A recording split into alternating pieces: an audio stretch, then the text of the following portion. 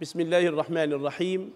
الحمد لله رب العالمين، والصلاة والسلام على المبعوث رحمة وهداية وبشرى للعالمين سيدنا محمد وعلى آله وصحبه ومن اهتدى بهديه واتبع سنته وطريقته إلى يوم الدين. أما بعد، أخي المشاهد الكريم، هناك ما يسمى في الفقه الإسلامي بالقواعد الفقهية الكبرى التي بني عليها الفقه الإسلامي، ومن هذه القواعد قاعدة كبرى من القواعد الخمس. فهذه القواعد عدها العلماء 5 قواعد تجمع الفقه الإسلامي كله. من هذه القواعد الفقهية قاعدة تسمى المشقة تجلب التيسير. ما معنى هذه القاعدة؟ ولماذا أصلاً جمع الفقهاء هذه القواعد وقعدوها؟ الفقهاء المسلمون أرادوا أن ييسروا ويسهلوا على طالب العلم في الفقه الإسلامي بالذات معرفة الحكم الشرعي، فجعلوا هذه القواعد تضم مجموعة من الأحكام الشرعية التي يسهل على طالب العلم في الفقه الإسلامي تذكرها وتعلمها. فجعلوا القاعدة الكبرى الأمور بمقاصدها، يعني إنما الأعمال بالنيات كما قال سيدنا رسول الله صلى الله عليه وسلم. وجعلوا قاعدة ثانية هي الضرورات تبيح المحظورات، وقاعدتها الأم هي الضرر يزال. والقاعدة الثالثة اليقين لا يزول بالشك. وقاعدة رابعة المشقة تجلب التيسير، وهي القاعدة التي سنتكلم عنها اليوم.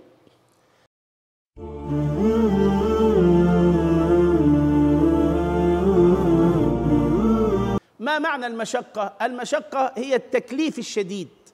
المشقة التكليف الشديد الذي لا يطيقه الإنسان ولا يستطيع أن يحيا وعليه هذا التكليف. وما معنى التيسير؟ السهولة والمرونة، أن الإنسان يستطيع أن يتعامل بمنتهى اليسر والسماحة. فما مجموعة أو قاعدة المشقة تجلب التيسير معناها أن الإنسان المسلم إذا زادت عليه التكاليف وأرهقته وأوقعته في المشقة يجلب الله سبحانه وتعالى له التخفيف والتيسير والتسهيل. فالتخفيف والتيسير يكون حيث تكون المشقة. كثير من الناس وخصوصا في الأفعال المتكررة، الصلاة التي يكررها الإنسان كل يوم 5 مرات، والطهارة التي يكررها الإنسان كل يوم عدة مرات، والمعاملات بين الناس بين الإنسان وأخيه التي تتكرر في اليوم عدة مرات، والحج والسفر والترحال والحل. هذه الأشياء كلها إذا زادت عن الحد الطبيعي للإنسان أوقعته في المشقة وأوقعته في الحرج، ولا يستطيع الإنسان أن يحيا حياة مستقرة وعليه هذا التكليف الشديد.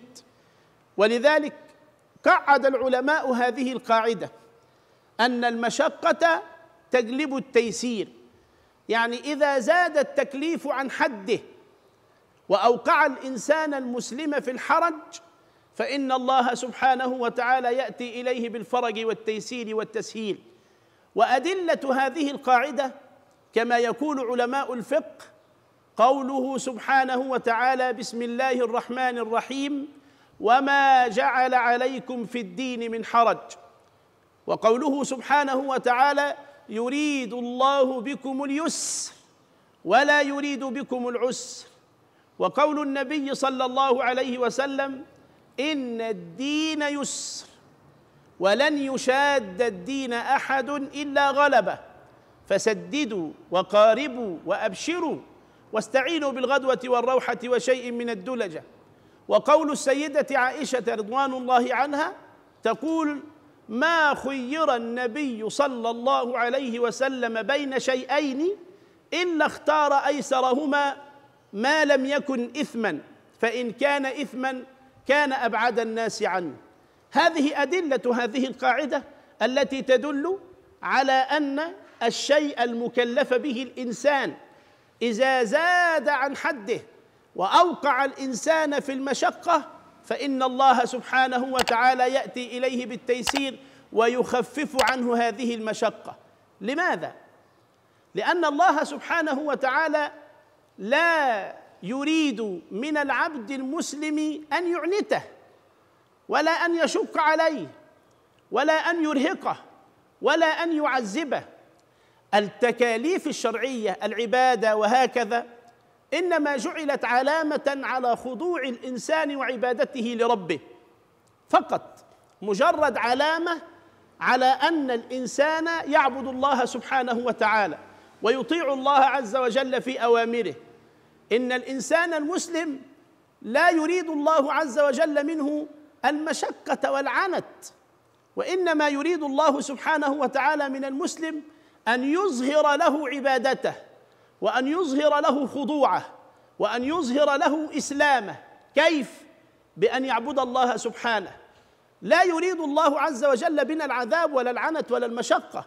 يقول الحق سبحانه وتعالى: بسم الله الرحمن الرحيم: ما يفعل الله بعذابكم إن شكرتم وآمنتم وكان الله شاكرا عليما. الله سبحانه وتعالى لا يريد منا أن نشق على أنفسنا. ولذلك إذا رجعنا إلى هذه القاعدة نجد أن الفقهاء يقولون: المشقة تجلب التيسير. تجلب معناها تحضر وتأتي بالتيسير. والمشقة هذه حينما نظر إليها العلماء وجدوا أن كلمة المشقة كلمة غير منضبطة، يعني كلمة فضفاضة، فما يكون عند هذا مشقة يكون عند الآخر سهل، وما يكون عنده سهلا يكون عند أخيه صعبا وفيه مشقة. ولذلك قام العلماء الكرام بتحديد أنواع المشقة، وقالوا: كل شيء في الدنيا ربما كان مشقة وربما أفضى إلى المشقة، فكيف نضبط هذه العملية؟ كيف نضبط المشقة؟ العلماء الكرام جعلوا هذا التيسير لأمور منضبطة. فالسفر فيه مشقة، ولكن ربما سافر إنسان من الأمراء فلا يجد مشقة. الناس الآن أحيانا أحدهم يسافر بطائرة خاصة فلا يجد مشقة في السفر، أحدهم يسافر على يخت خاص في البحر لا يجد مشقة. ولذلك علماء المسلمين قالوا إن الترخص في السفر والتيسير يأتي بسبب السفر لا بسبب المشقة التي تنتج عن السفر. لا بد لهذه المشقة التي تجلب التيسير أن تكون منضبطة، لأنه ربما يدعي إنسان أن عليه مشقة في الصلاة، إذا قام يقول: أنا عندي مشقة في القيام. إذن لا بد لهذه المشقة أن تكون منضبطة.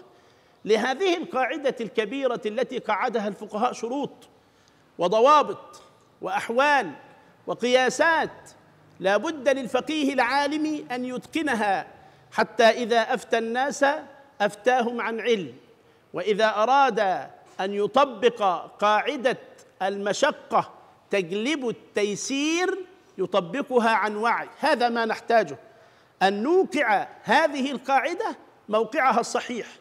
ليس كل مشقة تجلب التيسير. فالوضوء في صلاة الفجر مشقة لكنه لا يسقط. الصلاة في صلاة العشاء وفي صلاة الفجر مشقة لكنها لا تسقط. الذهاب إلى صلاة الجماعة في صلاة الظهر في عز الحر مشقة لكنه لا يسقط. إذن المشقة تجلب التيسير، لا بد أن تكون منضبطة. ولهذه القاعدة عدة ضوابط عند الفقهاء. أولها أن تكون هذه المشقة منضبطة بضابط سليم يضبط عملية المشقة كي تنطبق القاعدة: المشقة تجلب التيسير. لكن الهدف الآن من الكلام في هذه القاعدة أن الدين الإسلامي لا يترك الإنسان المسلم هملا، ولا يترك الإنسان المسلم يتخبط عشواء وتشق عليه العبادات والمعاملات، إنما إذا أحس الإنسان المسلم بمشقة شديدة لا يطيقها الإنسان يرجع إلى أصل القاعدة وييسر، لأن الله سبحانه وتعالى قال: فاتقوا الله ما استطعتم. وسيدنا رسول الله صلى الله عليه وسلم يقول: إذا أمرتكم بأمر فأتوا منه ما استطعتم، وإذا نهيتكم عن شيء فاجتنبوه. ربما تكون هذه القاعدة قد ألقينا الضوء عليها بصورة مجملة سريعة، ونفصل فيها القول في الحلقات القادمة إن شاء الله. أقول قولي وأستغفر الله لي ولكم، والسلام عليكم ورحمة الله.